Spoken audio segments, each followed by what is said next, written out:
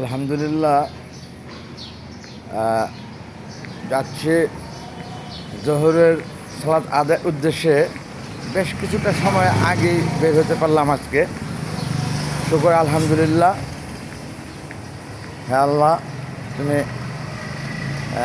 হেদায়েত দান করছো বলে আগে যাইতে পারছি আমি জোহরের সালাত আদায়ের উদ্দেশ্যে।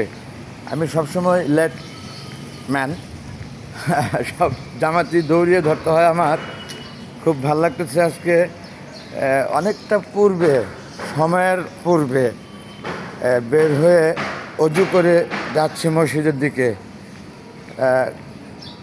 মাশাল্লাহ, এমনি করে যেন আল্লাহ সবসময় আমাকে তৈরি করে পাঠায় মসজিদে, এবং হেদায়েতের কথা বলি সবসময়, আল্লাহ যেন হেদায়েত করে আমাকে।